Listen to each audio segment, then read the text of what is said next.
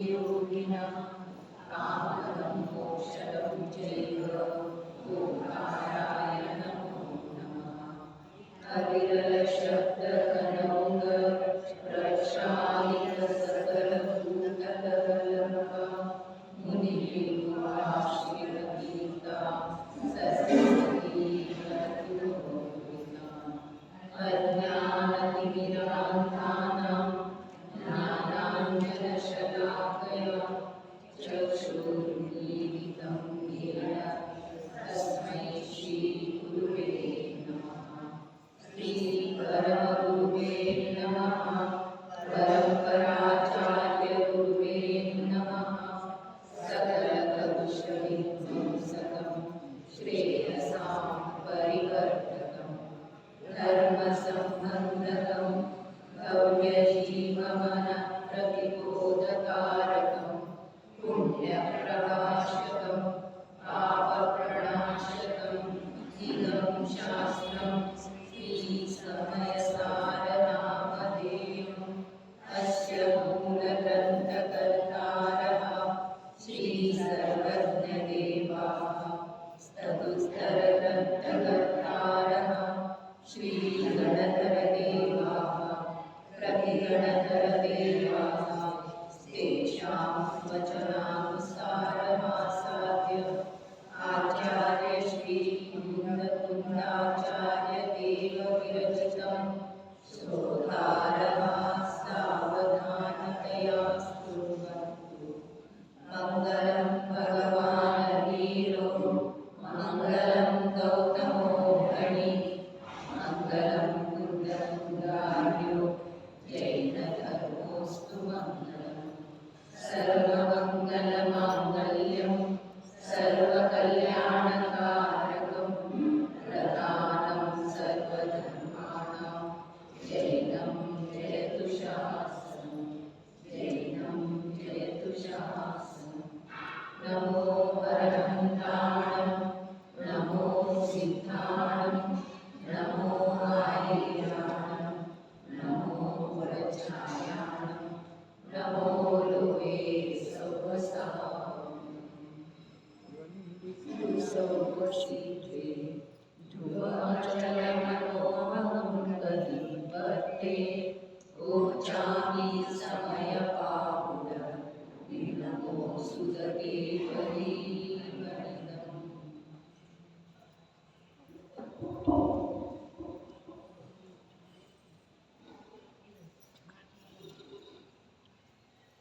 ಭಗವಾನ್ ಕುಂದುಕುಂದ ದೇವ ವಿರಚಿತ ಸಮಯಸಾರ ಪರಮಾಗಮದಲ್ಲಿ 8ನೇ ಅಧಿಕಾರ ಮೋಕ್ಷ ಅಧಿಕಾರದ ಚರ್ಚೆ ನಡೆದಿದ್ದು. 274ನೇ ಗಾಥೆ ಪುಟ ಸಂಖ್ಯೆ 452.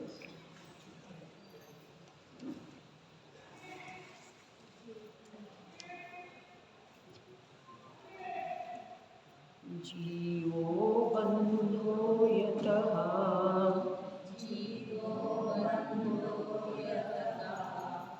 छिज्जन्ति सल्लक्षणैः निययैः छिज्जन्ति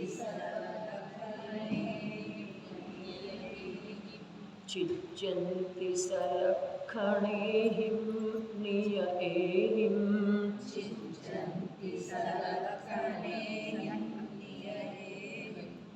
पन्नाछेदन एणदो छिन्नानानत्तमावन्ना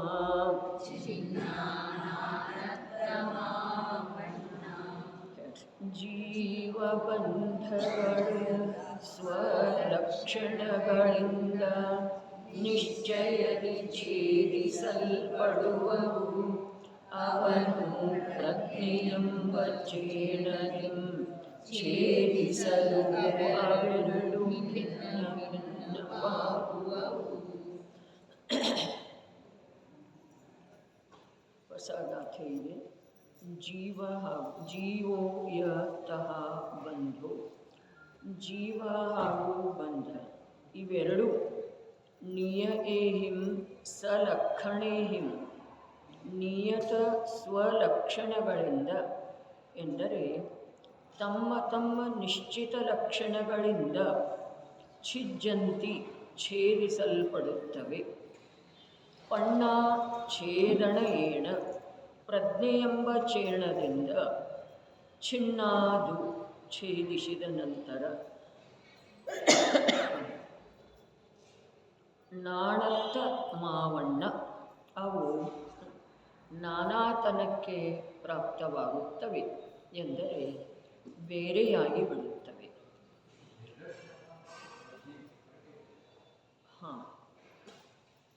ಪ್ರಜ್ಞೆ ಮತ್ತು ಭೇದಜ್ಞಾನದೊಳಗಿರುವ ವ್ಯತ್ಯಾಸ ಏನ ಅಂಥೇಳಿ ಪ್ರಶ್ನೆ ಇದೆ. ಒಂದು ಸಲ ಇದು ಗಾಥಾರ್ಥ ಪ್ರಾಕೃತ ಶಬ್ದಗಳನ್ನು ಬಿಟ್ಟು ಕನ್ನಡದೊಳಗೆ ಓದೋದು. ಜೀವ ಹಾಗೂ ಬಂಧ ಇವೆರಡೂ ನಿಯತ ಸ್ವಲಕ್ಷಣಗಳಿಂದ ಎಂದರೆ ತಮ್ಮ ತಮ್ಮ ನಿಶ್ಚಿತ ಲಕ್ಷಣಗಳಿಂದ ಛೇದಿಸಲ್ಪಡುತ್ತವೆ.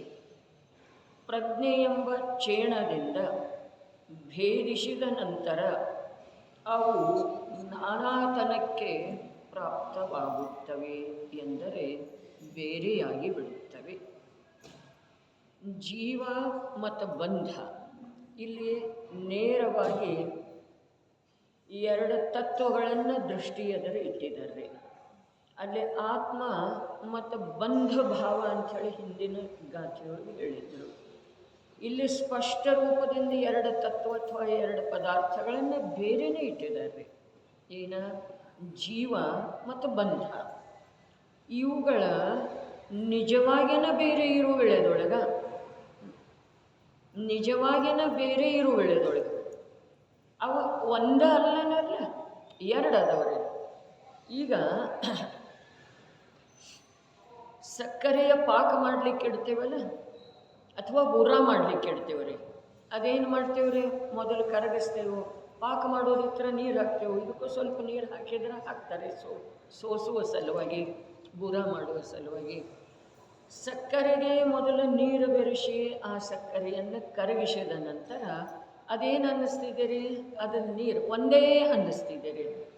ಆಮೇಲೆ ಅದನ್ನು ಮತ್ತೆ ಅಗ್ನಿಯ ಮೇಲೆ ಇಟ್ಟು ನಿಧಾನಕ್ಕೆ ತಿರಿತಾ ಇದ್ರೆ ಅದು ನೀರೆಲ್ಲ ಸುಟ್ಟು ಹೋಗ್ತಿದೆ, ಮತ್ತು ಸಕ್ಕರೆ ಇದಾಗಿದೆ. ಹಾಗೆ ಅರ್ಥಾತ್ ದ್ರವ ರೂಪದಿಂದ ಮತ್ತು ಅದ ಘನ ಅಥವಾ ಕನಕನ ರೂಪ ಆಗ್ತಿದ್ದೀರಿ. ಹೇಗಾಯ್ತದ? ಅರೆ ಬೆರೆಸಿದ್ರೂ ಕೂಡ ಅದು ಎರಡು ಇತ್ತು. ಎರಡು ವಸ್ತು ಇರುವುದರಿಂದ ಎರಡು ವಸ್ತು ಆಯಿತು. ನಮಗದು ಯಾವುದೇ ನೀರಿತ್ತಲ್ಲ ಅದು ಆವಿಯಾಗಿ ಹೊರಟೋಯ್ತು. ಅದರದ್ದು ನಮಗೆ ಉಪಯೋಗ ಇಲ್ಲ ಅಂಥೇಳಿ ಅದರ ಕಡೆ ಲಕ್ಷ್ಯ ಇರುವುದಿಲ್ಲ. ಆದರೆ ಈ ಸಕ್ಕರೆ ಮೂಲ ಸ್ವರೂಪದೊಳಗೆ ಮತ್ತು ದೋಷರಹಿತ ರೀ. ಮೂಲ ಸ್ವರೂಪದೊಳಗೆ ಬೇಕಾಗಿದೆ ನಮಗೆ ಸಕ್ಕರೆ, ಅದು ನೀರಿನಂಥದ್ದು ಬೇಕಿಲ್ಲ. ಮೂಲ ಸ್ವರೂಪದೊಳಗೆ ಬೇಕಾಗಿದೆ ಮತ್ತು ಶುದ್ಧ ಬೇಕಾಗಿದೆ, ದೋಷರಹಿತ ಬೇಕಾಗಿದೆ ಅಂಥೇಳಿ ಅದೆಲ್ಲ ಉಪಕ್ರಮ ನಾವು ಮಾಡಿದ್ದೇವ್ರಿ. ಇಲ್ಲಿ ಅನಾದಿಯಿಂದನ ಯಾವ ಉಪಕ್ರಮ ಮಾಡದ್ದನ್ನು ಅವು ಎರಡೂ ಬೆರೆತು ಹೋದದ್ದು ಇದಾವ್ರಿ. ಒಂದು ಬಂಧ ತತ್ವ, ಇನ್ನೊಂದು ಜೀವ ತತ್ವ. ಹಾಗಾದ್ರೆ ಬಂಧ ತತ್ವದೊಳಗೆ ಎರಡು ವಿಧ ಹೇಳ್ತಾರೆ, ಭಾವಬಂಧ ಮತ್ತು ದ್ರವ್ಯಬಂಧ, ಮೂಲ ಬಂಧ ಮತ್ತು ಉತ್ತರ ಬಂಧ ಅಂಥೇಳಿ.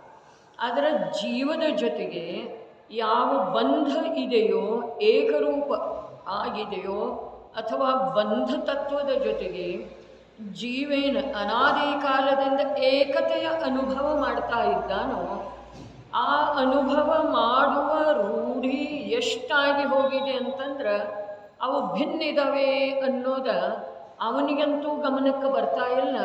ಜ್ಞಾನಿ ಗುರುಗಳು ಹೇಳಿದ್ರೂ, ಆಗಮದೊಳಗೆ ಓದಿದ್ರೂ ಕೂಡ ಅವನಿಗೆ ಇವು ಎರಡಿದ್ದಾವೆ ಅನ್ನೋದು ಗಮನಕ್ಕೆ ಬರ್ತಾ ಇಲ್ಲ. ಆದ್ರೆ ಆ ಬಂಧ ಭಾವವನ್ನು ಬೇರೆ ಮಾಡದ ವಿನಃ ಜೀವನಿಗೆ ಮೋಕ್ಷದ ಪ್ರಾಪ್ತಿಯಾಗುವುದಿಲ್ಲ. ಜೀವನಿಗೆ ಮೋಕ್ಷದ ಪ್ರಾಪ್ತಿಯಾಗುವುದಿಲ್ಲ. ಬಂಧ ಭಾವವನ್ನು ಅಥವಾ ಬಂಧ ತತ್ವದಿಂದ, ಬಂಧ ಪದಾರ್ಥದಿಂದ ಬೇರೆ ಆಗೋದಿದೆ. ಹಾಗಾದರೆ ಯಾವ ಉಪಾಯದಿಂದ ಆಗೋದಾ? ಕೆಲವು ಕಡೆಗೆ ಎಲ್ಲ ಭೇದಜ್ಞಾನದಿಂದ ಅಂಥೇಳಿ ಹೇಳ್ತಾರೆ. ಇಲ್ಲಿ ಹೇಳ್ತಾ ಇದ್ದಾರೋ ಪ್ರಜ್ಞೆಯಿಂದ. ಪ್ರಜ್ಞೆ ಮತ್ತು ಭೇದಜ್ಞಾನದಲ್ಲಿ ಏನಾದರೂ ವ್ಯತ್ಯಾಸ ಇದೆಯೇನ ಅಂಥೇಳಿ ಪ್ರಶ್ನೆ ಇದೆ ರೀ. ಪ್ರಜ್ಞೆ ಮತ್ತು ಭೇದ ಜ್ಞಾನದೊಳಗೆ ವ್ಯತ್ಯಾಸ ಇದೆ. ಪ್ರಜ್ಞೆ ಅರ್ಥಾತ್ ಯಾವ ಒಂದು ವಿಶಿಷ್ಟ ವಿವೇಕದ ಕಾರ್ಯ ಇದೆಯೋ ಒಂದು ಸಮಯದ ಆ ಕಾರ್ಯದ ಮೂಲಕ ಆ ಜ್ಞಾನದ ಒಂದು ಅತ್ಯಂತ ತೀವ್ರ ಸಾಮರ್ಥ್ಯ ಏನಿದೆ ಅದನ್ನು ಪ್ರಜ್ಞೆ ಅಂತಾರೆ. ಆ ಪ್ರಜ್ಞೆಯ ಮೂಲಕ ಪ್ರತ್ಯಕ್ಷ ಅವೆರಡನ್ನೂ ಬೇರೆ ಮಾಡಲಾಗ್ತಿದೆ ರೀ. ಅವೆರಡನ್ನೂ ಬೇರೆ ಮಾಡಿದ ನಂತರ ಮತ್ತು ಪುನಃ ಜ್ಞಾನದೊಳಗೆ ದುರ್ಬಲತೆ ತಲೆದೋರ್ತಿದೆ ಅಲ್ಲ, ಅನಾದಿ ಅಭ್ಯಾಸದ ಕಾರಣದಿಂದ ಜ್ಞಾನದೊಳಗೆ ಇನ್ನೂ ಕೆಲವು ಅಂಶ ಅದರ ಜೊತೆಗೆ ಇದ್ದ ಹಾಗೆ ಅನ್ನಿಸ್ತಿದೆ, ಅದು ಬೇಕು ಅನ್ನಿಸ್ತಿದೆ, ಅದರ ಜೊತೆಗೇನ ಇರೋದೇ ಇರ್ತಿದೆ ರೀ. ಆ ಸಮಯದೊಳಗೆ ಯಾವ ಸಮ್ಯಕ್ ಜ್ಞಾನ, ಆ ಸಮಯದಲ್ಲಿ ಯಾವ ಅನುಭೂತಿ ಆಗಿತ್ತಲ್ಲ ಪ್ರಜ್ಞೆಯ ಮೂಲಕ, ಆ ಸಮಯದಲ್ಲಿ ಏನು ಅನುಭೂತಿ ಆಗಿತ್ತು ಆ ಅನುಭೂತಿಯ ಪ್ರಭಾವದಿಂದ ಜ್ಞಾನದ ಪರ್ಯಾಯಗಳ ನಾನು ಇದರಿಂದ ಭಿನ್ನಿದ್ದೇನೆ ಅಥವಾ ನಾನು ಹೀಗಿದ್ದೇನೆ ಅನ್ನುವ ರೂಪದಿಂದ ನಿರಂತರ ಪರಿಣಮನ ಮಾಡ್ತಿದೆಯಲ್ಲ ಅದಕ್ಕೆ ಭೇದ ಜ್ಞಾನ ಅಂತಾರೆ. ತಿಳಿತೇನ್ರಿ? ಅನುಭೂತಿಯ ಸಮಯ ಅನುಭೂತಿ ಯಾವುದರಿಂದ ಆಗ್ತಿದೆಯೋ ಅದು ಪ್ರಜ್ಞೆ ಇದೆ ರೀ. ಅನುಭೂತಿಗೆ ಕಾರಣನೂ ಭೇದ ಜ್ಞಾನನೇ ಇದೆ ರೀ. ಆದರೆ ಅದು ಆಗಮಾಶ್ರಿತ ಭೇದ ಜ್ಞಾನ ಇದೆ ರೀ, ವಿಕಲ್ಪಾತ್ಮಕ ಭೇದ ಜ್ಞಾನ ಇದೆ ರೀ. ಯಾವುದಕ್ಕೆ ಕಾರಣ? ಅನುಭೂತಿಗೆ ಕಾರಣ. ಅನುಭೂತಿ ಯಾವುದಿದೆ? ಪ್ರಜ್ಞೆಯ ಮೂಲಕ ಯಾವುದು ಆಗ್ತಿದೆಯೋ ಅದು ಅನುಭೂತಿ ಇದೆ ರೀ. ಪ್ರಜ್ಞೆ ಅಂದರೆ ಏನು? ಆಗಮದ ಆಧಾರದಿಂದ ಎರಡನ್ನು ಬೇರೆ ಬೇರೆ ಬೇರೆ ಬೇರೆ ಬೇರೆ ಬೇರೆ ಅಂಥೇಳಿ ತಿಳಿತಾ ಯಾವ ಜ್ಞಾನಿತ್ತೋ ಆ ಜ್ಞಾನದೊಳಗನ ಒಂದು ಸಮಯದಲ್ಲಿ ಇಂಥದ್ದೊಂದು ಯೋಗ್ಯತಾ ಬರ್ತಿದೆ, ಆ ಜ್ಞಾನ ತನ್ನ ಸಂಪೂರ್ಣ ಶಕ್ತಿಯನ್ನು ತೊಡಗಿಸಿ ಅವು ಎರಡನ್ನೂ ಬೇರೆ ಮಾಡಿಬಿಡ್ತಿದ್ದೀರಿ. ಅರ್ಥಾತ್ ಯಾವುದು ಬಂಧ ಇದೆಯೋ, ಬಂಧರೂಪದ ಭಾವ ಇದೆಯೋ ಆ ಭಾವವನ್ನು ಬಿಟ್ಟುಕೊಟ್ಟ, ಅರ್ಥಾತ್ ಬಂಧ ಭಾವದೊಳಗಿನ ತಾನೆನ್ನುವ ಮನ್ನಣೆ ಅನುಭೂತಿಯನ್ನು ಸಂಪೂರ್ಣ ತನ್ನ ಸಾಮರ್ಥ್ಯದಿಂದ ಅದನ್ನು ತುಂಡರಿಸಿ ಹಾಕಿ ತನ್ನನ್ನು ಬೇರೆ ಮಾಡ್ತಿದೆಯಲ್ಲ ಅದಕ್ಕೆ ಪ್ರಜ್ಞೆ ಅಂತಾರೆ. ಆ ಪ್ರಜ್ಞೆಗೆ ಕಾರಣನೂ ಭೇದ ಜ್ಞಾನ ಇದೆ ರೀ. ಆ ಪ್ರಜ್ಞೆಯೊಂದಿಗೆ ಮೋಕ್ಷ, ಪ್ರತ್ಯಕ್ಷ ಮೋಕ್ಷದ ಕಾರಣನೂ ಭೇದ ಜ್ಞಾನನೇ ಇದೆ ರೀ. ಆದರೆ ಪ್ರತ್ಯಕ್ಷ ಮೋಕ್ಷದ ಕಾರಣ, ಪೂರ್ವಭಾವಿ ಕಾರಣ ಭೇದ ಜ್ಞಾನ ಇದ್ರೂ ಪ್ರತಿ ಸಮಯಕ್ಕೆ ಜ್ಞಾನದ ಪರ್ಯಾಯ ಏನಿದೆ ಅದು ತೀವ್ರ ಪುರುಷಾರ್ಥದ ಮೂಲಕನ ತನ್ನ ಸಾಮರ್ಥ್ಯದ ಮೂಲಕನ ಏನು ಮಾಡ್ತಿದ್ದೀರಿ? ಅನುಭವ ಮಾಡ್ತಿದೆ. ಅರೆ ಅದಕ್ಕೆ ಈ ರೀತಿ ಅಭ್ಯಾಸ ಆಗಿ ಹೋದದ್ದು ಇದೆಯಲ್ಲ, ಏನು ಅಭ್ಯಾಸ ಆಗಿದೆ? ಬಂಧಭಾವದ ಜೊತೆಗೆ ಪರಭಾವದ ಜೊತೆಗೆ ಏಕರೂಪ ಆಗುವ ಅಭ್ಯಾಸ ಆಗಿ ಹೋಗಿದ್ದೀರಿ. ಪ್ರತ್ಯಕ್ಷ ಒಂದು ಸಮಯ ಪ್ರಜ್ಞಾರೂಪಿ ಚೇಣದ ಮೂಲಕ ಎರಡು ಪದಾರ್ಥಗಳನ್ನು, ಎರಡು ತತ್ವಗಳನ್ನು ಎರಡು ಮಾಡಿ ಬಿಟ್ರೂ ಕೂಡ ಅದು ಆ ಪ್ರಜ್ಞಾರೂಪದ ಚೇಣದ ಕಾರಣದಿಂದ ಯಾವ ಎರಡು ವಿಭಾಗ ಆಗಿದವೆಯೋ ಆ ವಿಭಾಗ ಆದ ನಂತರ ಯಾವುದು ತಾನ ಅಲ್ಲವೋ ಬಂಧ ತತ್ವ ಇದೆಯೋ ಅದು ಬೇರೆ ಉಳಿದು ಬಿಡ್ತಿದೆ. ಮತ್ತು ಯಾವುದು ತಾನ ಆತ್ಮ ಜೀವತತ್ವ ಇದ್ದಾನೋ ಅದರದ ಅನುಭವ ನಿರಾಕುಲ ಶಾಂತಿ, ಪರಮ ಸ್ವಾಧೀನ, ಜ್ಞಾನದರ್ಶನ ಮಾತ್ರ, ಚೈತನ್ಯ ಚಮತ್ಕಾರ ಮಾತ್ರ, ನಿರ್ವಿಕಲ್ಪ ರೂಪದ ಅನುಭವ ಆಗ್ತಿದೆ. ಅದು ಯಾವುದರ ಆಧಾರದಿಂದ ಆಗ್ತಿದೆಯಲ್ಲ, ಪ್ರತ್ಯಕ್ಷ ಯಾವುದ ಕಾರ್ಯ ಮಾಡಿದೆಯಲ್ಲ ಅದಕ್ಕೆ ಪ್ರಜ್ಞೆ ಅಂತಾರೆ.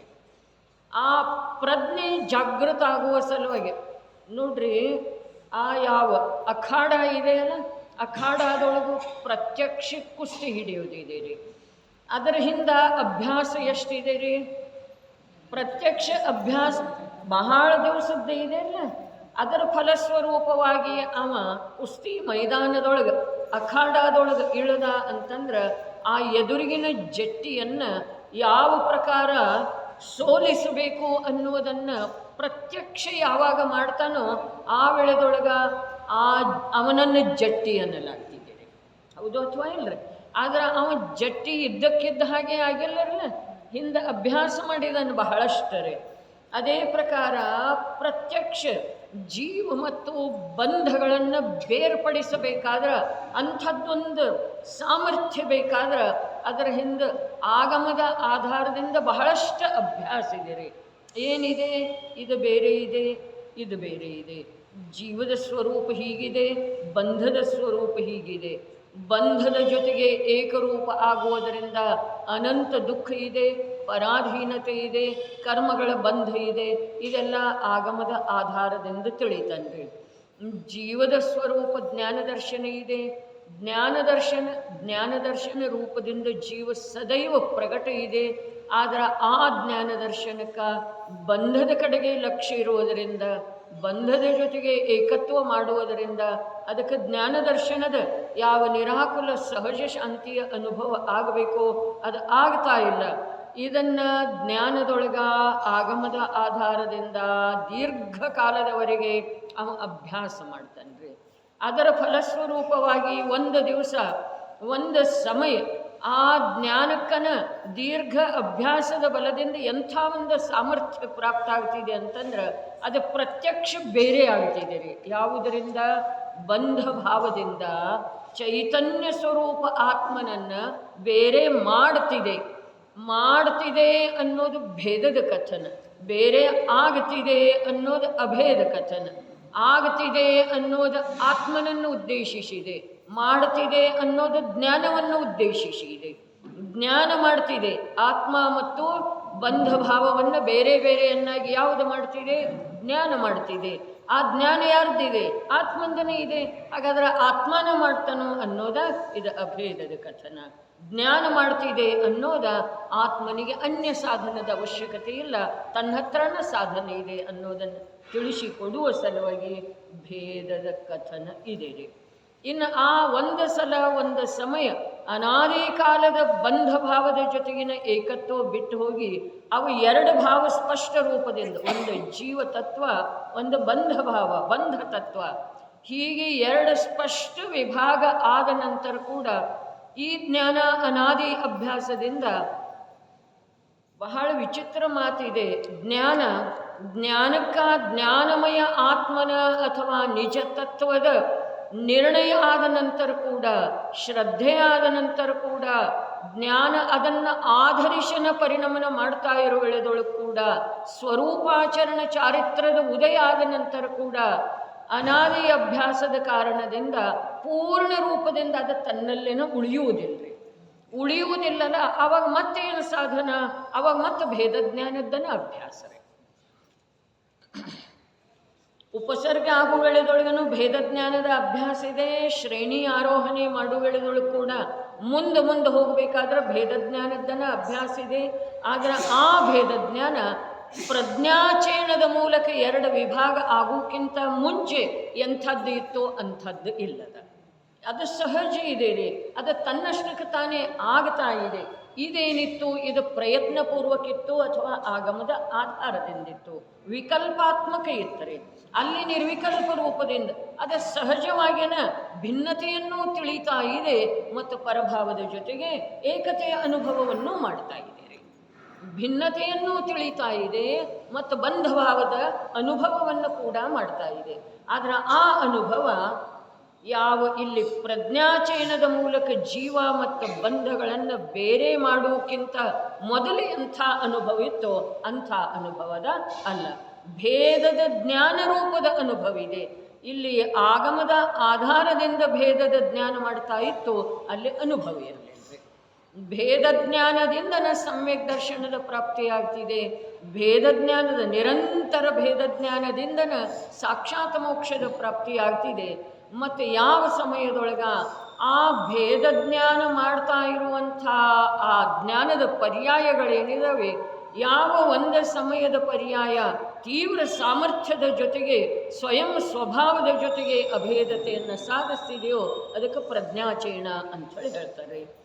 ಅಂಥೇಳಿನ ಛಡಾಲದಲ್ಲಿ ಮಾತು ಬರ್ತಿದೆ. ಪ್ರಜ್ಞಾಚೇನದಿಂದ ಜೀವವನ್ನು ವರ್ಣಾದಿಗಳಿಂದ ಮತ್ತು ರಾಗಾದಿಗಳಿಂದ ಬೇರೆ ಮಾಡಬೇಕು ಅಂಥೇಳಿ 6ನೇ ಗುರಾಣಿಯೊಳಗರೆ ಇದೇ ಸಮಯ ಸಾರದೊಳಗೆ ಬರ್ತಿದೆ.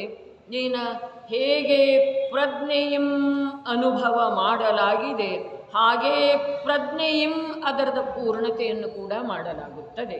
ಅರ್ಥಾತ್ ಪ್ರತಿ ಸಮಯಕ್ಕೆ ಅಥವಾ ಯಾವ ಸಮಯಕ್ಕೆ ಪ್ರತ್ಯಕ್ಷ ಆತ್ಮನ ಅನುಭೂತಿ ಬಂಧ ಭಾವದಿಂದ ಭಿನ್ನಾಗಿ ಆತ್ಮನ ಅನುಭೂತಿ ಆಗ್ತಿದೆಯೋ ಆ ಸಮಯದೊಳಗಿನ ಜ್ಞಾನಕ್ಕೆ ಪ್ರಜ್ಞೆ ಅಂಥೇಳಿ ಹೇಳ್ತಾರೆ.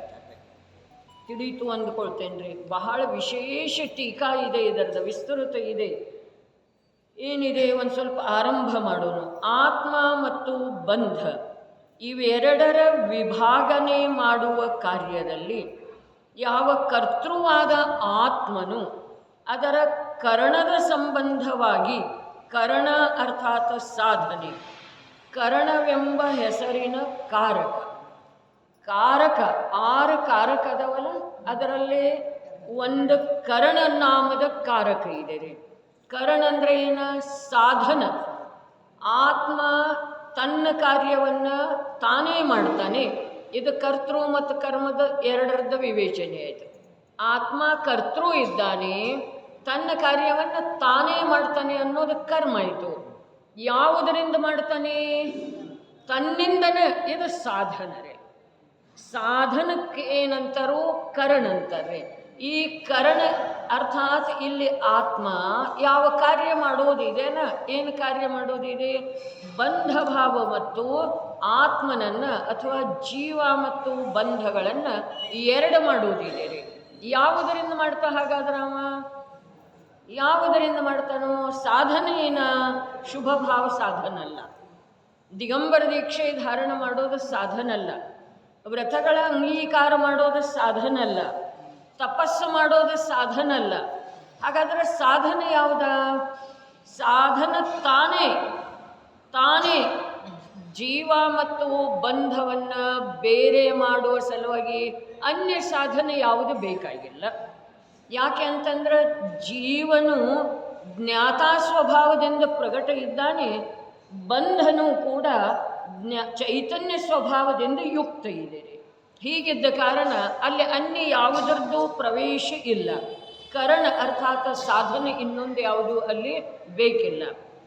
ಆತ್ಮ ಮತ್ತು ಬಂಧ ಇವೆರಡರ ವಿಭಾಗನೆ ಮಾಡುವ ಕಾರ್ಯದಲ್ಲಿ ಯಾವ ಕರ್ತೃವಾದ ಆತ್ಮನು ಅದರ ಕರಣದ ಸಂಬಂಧವಾಗಿ ಮೀಮಾಂಸೆ ಮಾಡಿದ ನಂತರ, ಮೀಮಾಂಸೆ ಅರ್ಥಾತ್ ಆಳವಾದ ವಿಚಾರ, ಸಮಾಲೋಚನೆ, ಅನ್ವೇಷಣೆ. ಮೀಮಾಂಸೆ ಆಳವಾಗಿ ವಿಚಾರ ಮಾಡಿತು. ಯಾವುದರಿಂದ ಮಾಡೋದು? ಎರಡು ಭೇದ. ಜೀವ ಮತ್ತು ಬಂಧಗಳನ್ನು ಬೇರೆ ಬೇರೆ ಯಾವ ಸಾಧನದಿಂದ ಮಾಡೋದಾ, ಯಾವುದರಿಂದ ಮಾಡೋದಾ ಅಂಥೇಳಿ ಆಳವಾಗಿ ವಿಚಾರ ಮಾಡಿದ ನಂತರ ತನ್ನಿಂದನ ಅವ ಸಾಧನ ತಾನೇ ಅದನ್ನು ಅದನ್ನು ತಿಳಿಸಿಕೊಡುವ ಸಲುವಾಗಿ ಆ ಕರಣದ ಸೂಚಕವಾಗಿ ಪ್ರಜ್ಞೆ ಅನ್ನುವಂಥ ಶಬ್ದ ಇದೆ ರೀ. ಹಾಗಾದ್ರೆ ಪ್ರಜ್ಞೆ ಅಂದರೆ ಏನ್ರಿ? ಈಗ ಹೇಳ್ರಿ, ಭೇದಜ್ಞಾನ ಬಿಡೋನು. ಪ್ರಜ್ಞೆ ಅಂತಂದ್ರೆ ಏನ? ಪ್ರಜ್ಞೆ ಅಂತಂದ್ರೆ ಏನ? ಜೀವ ಮತ್ತು ಬಂಧಗಳನ್ನು ಬೇರೆ ಬೇರೆ ಮಾಡುವಂಥದ್ದು ಒಂದು ಸಾಧನ. ತಿಳಿತೇನ್ರಿ? ಪ್ರಜ್ಞೆ ಅಂದರೆ ಏನು? ಜೀವ ಮತ್ತು ಬಂಧ ತತ್ವಗಳನ್ನು ಬೇರೆ ಬೇರೆ ಮಾಡುವಂಥ ಸಾಧನ. ಭೇದಜ್ಞಾನ ಅಂದರೆ ಏನು? ಆ ಬೇರೆ ಬೇರೆ ಪದಾರ್ಥಗಳನ್ನು ಬೇರೆ ಬೇರೆ ಮಾಡುವ ಸಲುವಾಗಿ ದೀರ್ಘವಾಗಿ ನಡೆಯುವಂಥ, ಅಖಂಡವಾಗಿ ನಡೆಯುವಂಥ ಕರಗಸರೆ. ಭೇದಜ್ಞಾನ ಏನಿದೆ? ಕರಗಸದ ಸಮಾನ ಇದೆ. ಪ್ರಜ್ಞೆ ಏನಿದೆ? ಅದ ಎರಡನ್ನು ಎರಡು ಭೇದ ಮಾಡಿಬಿಡುವಂಥದ್ದು ಒಂದು ಆತ್ಮನದೇ ಆದಂಥ ಸಾಧನವೇ. ಅನ್ಯ ಸಾಧನ ಬೇಕಿಲ್ಲ. ಈಗ ಯಾವ ಪ್ರಕಾರ ಎಲ್ಲೋ ಹೋಗಬೇಕಾದ್ರೆ ನಮಗೆ ಸಾಧನ ಬೇಕ್ರಿ, ವಾಹನ ಬೇಕು, ವೆಹಿಕಲ್ ಬೇಕು. ಮಹಾಮುನಿಗಳಿಗೇನು ಬೇಕ್ರಿ? ಅವರು 100 ಯೋಜನೆಗಳವರೆಗೆ ಗಮನ ಮಾಡ್ತಾರೆ. ಅಂದ್ರೆ ದಿನಾ ಅವರು 4-5 ಯೋಜನೆಗಳವರೆಗೆ ಗಮನ ಮಾಡ್ತಾರೆ. ಮಾಡಬಹುದಾಗಿದೆ. ಅವರಿಗೆ ಅನ್ಯ ಸಾಧನದ ಅವಶ್ಯಕತೆ ಇರುವುದಿಲ್ಲ. ಹಾಗಾದ್ರೆ ಅದೇ ಪ್ರಕಾರ ನಾವು ಗಮನ ಮಾಡುವ ವೇಳೆದೊಳಗೆ ಯಾವ ಪ್ರಕಾರ ನಮಗೆ ವಾಹನ ಬೇಕೋ ಅದೇ ಪ್ರಕಾರ ನಾವು ಬಂಧ ಮತ್ತು ಜೀವವನ್ನು ತಿಳಿಯುವ ಸಲುವಾಗಿ ನಮಗೆ ಆಗಮ ಬೇಕ್ರಿ. ತಿಳಿತೇನ್ರಿ? ಜೀವ ಮತ್ತು ಬಂಧ ಇವು ಎರಡು ಅದಾವು ಅಂಥೇಳಿ ತಿಳಿಯುವ ಸಲುವಾಗಿ ನಮಗೆ ಆಗಮ ಬೇಕ್ರಿ. ಅವರಿಗೇನು ಬೇಕು? ಅವರಿಗೆ ಪ್ರಜ್ಞೆ, ಅರ್ಥಾತ್ ಕಾಲೊಳಗೆ ಬಲ ಇದ್ದರೆ ಸಾಕು, ಅವರು ಸ್ವಯಂ ಗಮನ ಮಾಡ್ತಾರೆ. ಕಾಲೊಳಗೆ ಬಲ ಅಂದ್ರೆ ಅರ್ಥಾತ್ ಸ್ವಂತದ್ದು, ಅನ್ಯ ಸಾಧನ ಬೇಕಾಗಿಲ್ಲ. ಆ ಅನ್ಯ ಸಾಧನದ ನಿರಾಕರಣೆ ಮಾಡುವ ಸಲುವಾಗಿ ಇಲ್ಲಿ ಪ್ರಜ್ಞಾ ಅನ್ನುವಂಥ ಕರಣ ಅರ್ಥಾತ್ ಸಾಧನವನ್ನು ಈ ಗಾಥೆಯೊಳಗ ಆಚಾರ್ಯ ದೇವರ ಪ್ರಸ್ತಾಪ ಮಾಡಿದ್ದಾರೆ. ನೋಡ್ರಿ, ಆತ್ಮನು ತನ್ನ ಕರಣದ ಸಂಬಂಧವಾಗಿ, ಆತ್ಮನು ಅದರ ಕರಣದ ಸಂಬಂಧವಾಗಿ ಆತ್ಮ ಯಾವುದರಿಂದ ಮಾಡೋದ ಅಂಥೇಳಿ ಅದರ ಕುರಿತಾಗಿ ದೀರ್ಘ ಆಲೋಚನೆ ಮಾಡಿದವು. ಯಾವುದರಿಂದ ಮಾಡೋದ ಇದರ ಕುರಿತಾಗಿ ವಿಚಾರ ಮಾಡಿದ. ಏನು ಮಾಡೋದ? ಜೀವ ಮತ್ತು ಬಂಧಗಳನ್ನು ಬೇರೆ ಮಾಡೋದು. ಯಾವುದರಿಂದ ಮಾಡೋದ ಅಂಥೇಳಿ ಆ ಆತ್ಮ, ಅದರ ಸಾಧನ ಯಾವುದ ಅಂಥೇಳಿ ಆ ಆತ್ಮ ದೀರ್ಘವಾಗಿ ಆಳವಾಗಿ ಸಮಾಲೋಚನೆ ಅಥವಾ ಯೋಚನೆ ಮಾಡಿದ ನಂತರ ಅವನಿಗೆ ತಿಳಿದು ಬಂತು. ಏನ? ನಿಶ್ಚಯವಾಗಿ ಎಂದರೆ ನಿಶ್ಚಯನಯದಿಂದ ತನ್ನಿಂದ ಭಿನ್ನವಾದ ಕರಣದ ಅಭಾವವಿರುವುದರಿಂದ, ಕರಣ ಅರ್ಥಾತ್ ಸಾಧನ ತನ್ನಿಂದ ಭಿನ್ನ ಅಲ್ಲಿ ಇಲ್ಲವೇ ಇಲ್ಲ. ಯಾರ್ಯಾರು ಇಲ್ಲಿಯವರೆಗೆ ಭೇದಜ್ಞಾನ ಮಾಡಿದಾರೋ, ಯಾರ್ಯಾರು ಇಲ್ಲಿಯವರೆಗೆ ಜೀವ ಮತ್ತು ಬಂಧ ತತ್ವಗಳನ್ನು ಬೇರೆ ಬೇರೆ ಮಾಡಿದಾರೋ ಅವರು ಯಾವ ಸಾಧನದಿಂದ ಮಾಡಿದ್ದಾರೆ, ಅದರದ ಸಾಧನ ಯಾವುದ ಅಂಥೇಳಿ ಅವುಗಳನ್ನು ಭಿನ್ನ ಭಿನ್ನ ಮಾಡುವ ವಿಚಾರ ಯಾವನಿಗಿದೆಯೋ ಆ ಆತ್ಮ ದೀರ್ಘವಾಗಿ ಆಲೋಚನೆ ಮಾಡಿದ, ಸಮಾಲೋಚನೆ ಮಾಡಿದ, ವಿಚಾರ ಮಾಡಿದ ನಂತರ ಅವನಿಗೆ ತಿಳಿದು ಬಂತು, ಓಹೋ, ಅದರ ಸಲುವಾಗಿ ಯಾರ್ಯಾರು ಮಾಡಿದಾರಲ್ಲ ಅವರು ಭಿನ್ನ ಸಾಧನವನ್ನು ಬಳಸಿಕೊಂಡಿಲ್ಲ. ದೀರ್ಘ ಆಲೋಚನೆ ಅಂಥೇಳಿ ಹೇಳಿದಾರಲ್ಲ, ತಾನೇ ವಿಚಾರ ಮಾಡಿದನ್ರಿ. ಆವಾಗ ಅವನಿಗೆ ತಿಳಿದು ಬಂತು ಅನ್ಯ ಸಾಧನದ ಅಲ್ಲಿ ಅಭಾವ ಇದೆ. ಯಾಕೆ ಅಂತಂದ್ರೆ ಅರೂಪಿ ಆತ್ಮನೊಳಗ ಅನ್ಯ ಯಾವ ಸಾಧನವನ್ನು ತರೋದ್ರಿ? ಅರೂಪಿಯನ್ನು ಸ್ಪರ್ಶ ಮಾಡುವುದಿಲ್ಲ, ಅರೂಪಿಯೊಳಗೆ ಪ್ರವೇಶ ಮಾಡುವುದಿಲ್ಲ. ಇನ್ನು ಅರೂಪಿಯೊಳಗೆ ರೂಪಿಯಂತೂ ಪ್ರವೇಶ ಮಾಡೋದು ಸಾಧ್ಯನೇ ಇಲ್ಲ. ಹಾಗಾದರೆ ಯಾವ ಸಾಧನದಿಂದ ಅವು ಎರಡೂ ಬೇರೆ ಮಾಡೋದಾ ಅಂಥೇಳಿ ವಿಚಾರ ಮಾಡಿದ ನಂತರ ಅವರಿಗೆ ತಿಳಿದದ್ದೇನ? ಅಲ್ಲಂತೂ ಭಿನ್ನ ಕರಣದ ಅಥವಾ ಸಾಧನದ ಅಭಾವ ಇದೆ. ಅಭಾವ ಯಾವ ಕಾರಣದಿಂದಿದೆ ಹೇಳಿತಲ್ಲ, ಅರೂಪಿಯೊಳಗೆ ಅರೂಪಿ ಪ್ರವೇಶ ಮಾಡೋದು ಸಾಧ್ಯ ಇಲ್ಲ. ನೋಡ್ರಿ, ಈಗ ಆಕಾಶದ ಪ್ರದೇಶ, ಅರೂಪಿ ಪ್ರದೇಶ ಇದ್ದಾವೆ, ಆಕಾಶದ ಪ್ರದೇಶ. ಆ ಆಕಾಶದ ಪ್ರದೇಶದೊಳಗ ರೂಪಿ ಪದಾರ್ಥನೂ ಅದಾವು, ಅರೂಪಿ ಪದಾರ್ಥನೂ ಅದಾವಲ್ಲ. ಹಾಗಾದ್ರೆ ಅರೂಪಿಯೊಳಗೆ ಅರೂಪಿ ಪ್ರವೇಶ ಮಾಡ್ತ, ರೂಪಿನೂ ಪ್ರವೇಶ ಮಾಡ್ತಲ್ಲ? ಮಾಡಿಲ್ಲ. ಎಲ್ಲಿ ಅದಾವು? ಆಕಾಶದೊಳಗಿದ್ದಾವೆ ಅಂಥೇಳಿ ಹೇಳುವುದ ವ್ಯವಹಾರ ಕಥನ ಇದೆ ರೀ, ಸಂಯೋಗ ಸಾಪೇಕ್ಷ ಕಥನ ಇದೆ ರೀ. ಆದ್ರೆ ಆಕಾಶದೊಳಗೆ ರೂಪಿ ಪದಾರ್ಥನೂ ಇಲ್ಲ, ಆಕಾಶದೊಳಗೆ ಅರೂಪಿ ಪದಾರ್ಥನೂ ಇಲ್ಲ. ಅರೂಪಿ ಪದಾರ್ಥದೊಳಗಿದೆ, ರೂಪಿ ಪದಾರ್ಥದೊಳಗಿದೆ. ಆದ್ರೂ ಕೂಡ ಅವೆಲ್ಲ ಎಲ್ಲಿರ್ತಾವು ಅಂತಂದರೆ ಆಕಾಶದೊಳಗಿರ್ತಾವು ಅಂಥೇಳಿ ಅದು ಸ್ಥೂಲ ವ್ಯವಹಾರ, ಬಾಹ್ಯದ ವ್ಯವಹಾರದ ಕಥನ ಇದೆ. ಆದರೆ ನಿಜವಾಗಿ ರೂಪಿ ಪದಾರ್ಥದ ಪ್ರದೇಶದೊಳಗೆ ಅರೂಪಿ ಪದಾರ್ಥದ ಪ್ರದೇಶ ಸ್ಪರ್ಶ ಮಾಡೋದು ಅಥವಾ ಪ್ರವೇಶ ಮಾಡೋದು ಸಾಧ್ಯ ಇಲ್ಲ. ಅರೂಪಿ ಪದಾರ್ಥದ ಪ್ರದೇಶದೊಳಗೆ ಇನ್ನೊಂದು ಅರೂಪಿ ಪದಾರ್ಥದ ಪ್ರದೇಶ ಸ್ಪರ್ಶ ಮಾಡೋದು ಅಥವಾ ಪ್ರವೇಶ ಮಾಡೋದು ಸಾಧ್ಯವೇ ಇಲ್ಲ. ಹೀಗೆ ಇರುವುದರಿಂದನ ರೂಪಿ ಅರೂಪಿ ಅನೇಕ ಪದಾರ್ಥಗಳು ಅಥವಾ ಅನಂತ ಪದಾರ್ಥಗಳು ಅಥವಾ 6 ಜಾತಿಯ ಪದಾರ್ಥಗಳು ಅನಾದಿ ಅನಂತ ಹೇಗಿದಾವೆಯೋ ಹಾಗೆ ಇದ್ದಾವೆ. ಒಂದು ಇನ್ನೊಂದರೊಳಗೆ ಪ್ರವೇಶ ಮಾಡ್ತಿತ್ತು ಅಂತಂದ್ರೆ ಅವುಗಳದ್ದು ಅಭಾವ ಆಗಿ ಹೋಗ್ತಿತ್ತು ರೀ ಒಂದು ಕಾಲದೊಳಗೆ.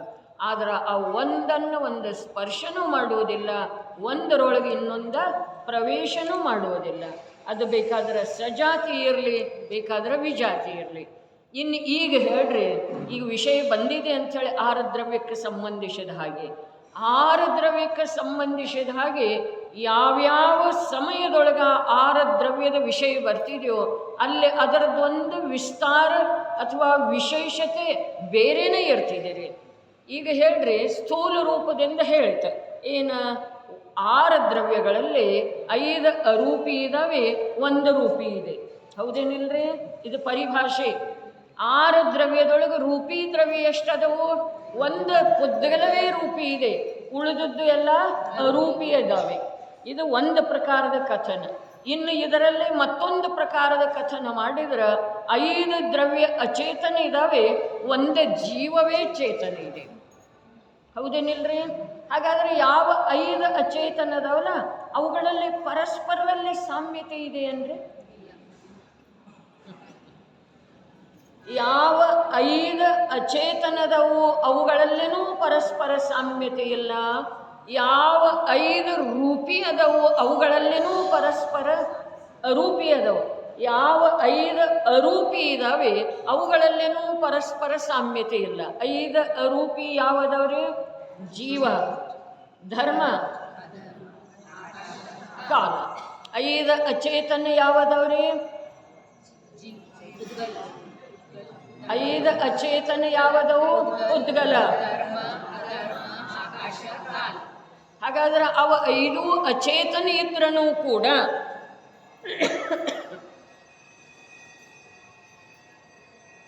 ಒಂದರ ಹಾಗೆ ಇನ್ನೊಂದು ಇಲ್ಲದೆ, ಧರ್ಮದ್ರವ್ಯದ ಹಾಗೆ ಅಧರ್ಮ ದ್ರವ್ಯ ಇಲ್ಲ.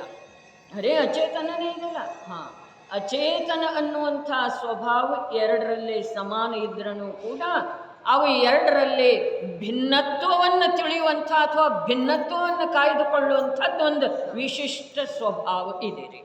ಅಂಥೇಳಿನ ಅವ 5 ಆಗಿ ಉಳಿದು ರೀ. ಯಾವ ಅಚೇತನ ದ್ರವ್ಯಗಳು 5 ಇದ್ದಾವೆ, 1 ಜೀವ ದ್ರವ್ಯವೇ ಚೇತನ ಇದೆ. ರೂಪಿ ದ್ರವ್ಯ 1 ಪುದ್ಗಲವೇ ಇದೆ, ಉಳಿದ 5 ದ್ರವ್ಯಗಳು ಅರೂಪಿ ಇದ್ದಾವೆ.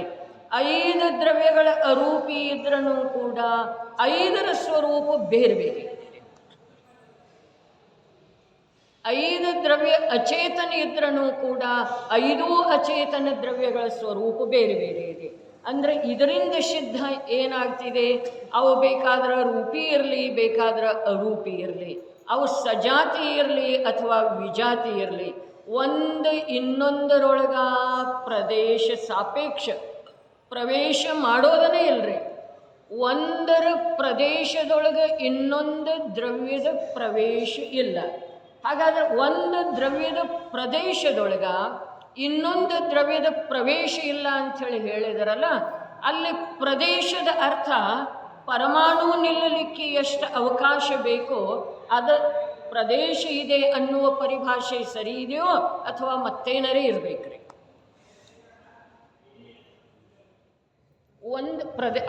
ಒಂದು ಪ್ರದೇಶ ಅಂದರೆ ಏನ ಅಂಥೇಳಿ ಕೇಳಿದ್ರೆ, ಒಂದು ಪರಮಾಣು ಇರಲಿಕ್ಕೆ ಎಷ್ಟು ಸ್ಥಳಾವಕಾಶ ಬೇಕೋ ಅದಕ್ಕೊಂದು ಪ್ರದೇಶ ಅಂಥೇಳಿ ಹೇಳ್ತಾರೆ.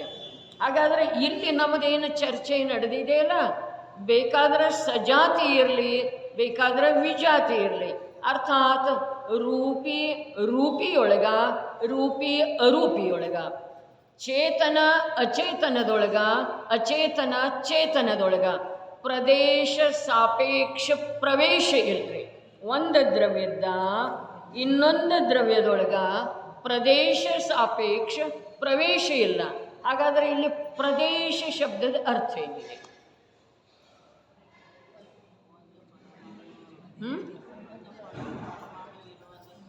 ಆ ಪರಿಭಾಷೆಯಲ್ಲಿ ಬರುವುದಿಲ್ರಿ. ಅದನ್ನೇ ಸಿದ್ಧ ಮಾಡಿತಲ್ಲ ಮೊದಲ. ಒಂದು ಪರಮಾಣು ನಿಲ್ಲಲಿಕ್ಕೆ ಎಷ್ಟು ಸ್ಥಳಾವಕಾಶ ಬೇಕೋ ಅದಕ್ಕೊಂದು ಆಕಾಶದ ಪ್ರದೇಶ ಅಂಥೇಳಿ ಹೇಳ್ತಾರೆ. ಆ ಅರ್ಥ ಇಲ್ಲಿ ಪ್ರದೇಶ ಶಬ್ದಕ್ಕೆ ಬರುವುದಿಲ್ರಿ. ಈ ಸಮಯ ಸಾರದೊಳಗನೆ ವಿಷಯ ಬಂದದ್ದು ಇದೆ. ಸಮಯ ಸಾರ ತಾವೆಲ್ಲರೂ ಓದಿದ್ದು ಇದೆ. ಕರ್ತಾ ಕರ್ಮ ಅಧಿಕಾರದೊಳಗೆ ಬಂದದ್ದು ಇದೆ ವಿಷಯ. ಏನಿದೆ ಸುರೇಖತ?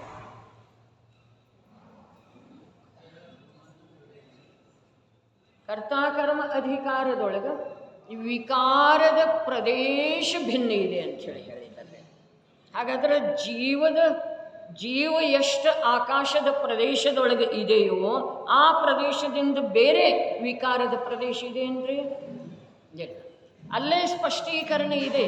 ಬೇಕಾದ್ರೆ ತಾವು ಹೋಗಿ ಮನೆಯಲ್ಲೇನೋ ಓದೋದ್ರಿ, ಅದರದ್ದು ಈಗ ಹೇಳೋದನ್ನೇ ಇಲ್ರಿ. ಅಂಥದ್ದೇನ ಅಂತಂದ್ರೆ ತಾವು ಓದಿದ್ರಿ, ಗ್ರಂಥದೊಳಗೆ ಹುಡುಕಿ ಓದಿದ್ರಿ ಅಂತಂದ್ರೆ ಅದನ್ನು ತಾವು ಎಂದೂ ಮರೆಯೋದು ಸಾಧ್ಯ. ಈಗ ನಾನು ಹೇಳಿದೆನು ಅಂತಂದ್ರೆ ಅದು ಮತ್ತೆ ಮರೆತು ಹೋಗ್ತಿದ್ದೀರಿ. ವಿಷಯ ಏನಿದೆ ಅದು ಲಕ್ಷ್ಯದೊಳಗೆ ಬಂತಲ್ಲ. ಒಂದು ದ್ರವ್ಯದ ಪ್ರದೇಶದೊಳಗ ಇನ್ನೊಂದು ದ್ರವ್ಯದ ಪ್ರದೇಶದ ಪ್ರವೇಶ ಇಲ್ಲ. ಏನು ಹೇಳ್ತು? ಬಹಳಷ್ಟು ಸ್ವಾಧ್ಯಾಯ ಮಾಡ್ತಿರಲ್ಲ, ಹೇಳ್ರಿ ನೀವು.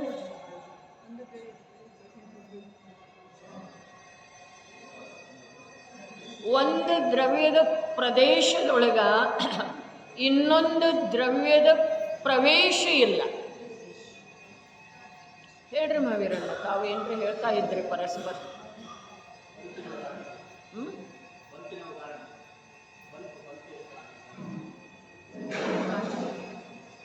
ಇಲ್ಲಿ ಪ್ರದೇಶ ಶಬ್ದದ ಅರ್ಥ, ನಿಶ್ಚಿತ ಅರ್ಥ ಏನಿದೆ ಅಂಥೇಳಿ ತಿಳಿದು ಬಂತೆ ನಾ ಕೇಳ್ತಾ ಇದ್ದೇನೆ. ಅದು ಎಲ್ಲಿ ಸಿಗ್ತಿದೆ ಅನ್ನೋದ ಕರ್ತಾಕರ್ಮ ಅಧಿಕಾರ ಹೇಳಿದ್ದೇನೆ. ಆ ಕರ್ತಾಕರ್ಮದ ಅಧಿಕಾರದ ಗಾಥೆಗಳನ್ನು, ಟೀಕೆಯನ್ನು ಎಲ್ಲ ಓದಿ ನೋಡಿದ ನಂತರ ನಿಮಗೆ ಸಿಗ್ತಿದೆ. ಸಿಕ್ಕ ನಂತರ ಆನಂದ ಆಗ್ತಿದೆ. ಕ್ರಿಯೆಯೊಳಗೆ ಭಾಳ ರುಚಿ ಇದೆ ರೀ ಈ ಜೀವಕ್ಕೆ. ಈಗ ಉದಾಹರಣೆಯ ಸಲುವಾಗಿ ಯಾರೂ ಅನ್ಯಥಾ ಭಾವಿಸುವುದಿಲ್ಲ.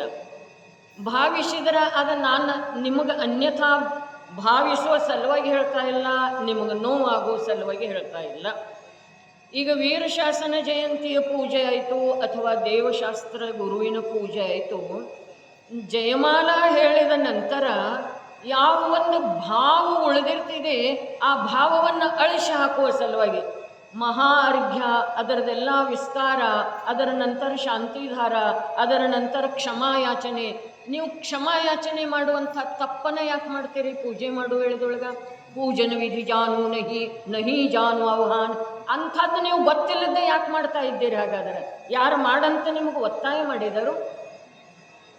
ಬರೀ ಎಷ್ಟು ಯಾಂತ್ರಿಕವಾಗಿ ಮಾಡೋದ್ರಿ ಕ್ರಿಯೆ. ಇದಾದ್ಮೇಲೆ ಇದು ಪೂಜೆ ಮುಗಿಸೋದಂದ್ರೆ ಶಾಂತಿಧಾರ ಆಗ್ಬೇಕು, ಮಹಾರಿಘ್ಯ ಆಗ್ಬೇಕು. ಇದು ಯಾಕೆ ಹಠ ಇದೆ? ಅದರಿಂದ ನಮಗೆ ಆ ಪೂಜೆಯ ತುಂಬೆಲ್ಲ ಯಾವ ಭಾವಗಳನ್ನು ಬಿಂಬಿಸಲಾಗಿತ್ತೋ ನಿಜ ಜ್ಞಾನದ ಮೇಲೆ ಅದನ್ನೆಲ್ಲ ಅಳಿಸಿ ಹಾಕೋದು ಒಂದೇ ಒಂದು ಉದ್ದೇಶ ಇದೆಯೋ ಅಥವಾ ಇಲ್ಲರಿ? ಹಾಗಾದ್ರೆ ಪೂಜೆಯೊಳಗೆ 5 ಹೇಳಿದಾರಲ್ಲ: ಆಹ್ವಾನನ, ಸ್ಥಾಪನ, ಆಹ್ವಾನನ, ಸನ್ನಿಧೀಕರಣ, ಸ್ಥಾಪನ, ಪೂಜಾ ಮತ್ತು ವಿಸರ್ಜನ. ವಿಸರ್ಜನ ಅರ್ಥಾತ್ ಪೂಜೆಯ ವಿಸರ್ಜನೋ ಅಥವಾ ಪೂಜೆಯ ಶಬ್ದಗಳದ್ದು ತನ್ನಷ್ಟಕ್ಕೆ ತಾನೇ ವಿಸರ್ಜನ ಆಗಿ ಸ್ವಭಾವದೊಳಗೆ ಬಂದು ಬಿಡುವುದಿದೆ ರೀ. ಪೂಜೆಯ ಪ್ರಯೋಜನ ಏನಿದೆ? ಪೂಜಾ ಬಿಟ್ಟು ಹೋಗಬೇಕು, ಪೂಜಾ ಫಲದ ಅನುಭವ ಆಗಬೇಕು. ಯಾವುದು ಹೇಳಿದ್ರೂ ತಮಗೆ ಕೆಡಕ ಅನಿಸ್ತಿದೆ, ಆದರೆ ಹೇಳದ ವಿನಃ ನಾನಿಲ್ಲಿ ಕೂತಿರೋದು ಹೇಳುವ ಸಲುವಾಗಿರಲಿ. ಅಲ್ಲಿ ಕೂತು ಏನಾದರೂ ಹೇಳ್ತಿದ್ದನು, ಅಲ್ಲಿ ಕೂತು ಅಥವಾ ಮನೆಯಲ್ಲಿ ಕೂತು ಏನಾದರೂ ಹೇಳ್ತಿದ್ದನು ಅಂತಂದ್ರೆ ತಮಗೆ ಕೆಡಕ ಅನಿಸೋದು ಯೋಗ್ಯ ಇದೆ. ಇಲ್ಲಿ ಹೇಳುವ ವೇಳೆದೊಳಗೆ ಆಗಮದ್ದಿದೆ, ಅದು ಸಕಾರಣವಾಗಿ ಹೇಳಿರ್ತೇನೆ ಅಂದ ಮೇಲೆ ತಾವು ವಿಚಾರ ಮಾಡಬೇಕು. ಕೆಡಕೆ ಅನಿಸ್ಕೊಂಡ್ರೆ ಅದು ತಮ್ಮ ಅಜ್ಞಾನದ ಪ್ರದರ್ಶನ ಇದೆ ರೀ. ಕಾರಣ ಕೊಟ್ಟಿರ್ತೇನೆ ರೀ. ಈಗೇನು ಭಾವ ಇತ್ತು ಅದು ದೇವಶಾಸ್ತ್ರ ಗುರುವಿನ ಜಯಮಾಲದೊಳಗೆ ಕೊನೆಯನ್ನು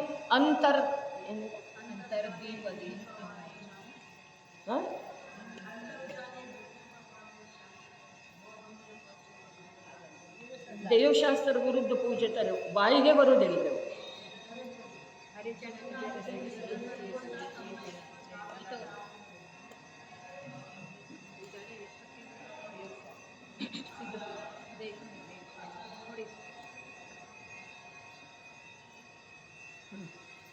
ನೀವು ಹೇಳಿದ್ದಲ್ಲ, ಅಂತರ್ಜ್ವಾಲೆಯ ನಂದಿಪವಾಣಿ, ಇದು ಜಿನವಾಣಿಯ ಮಾತು.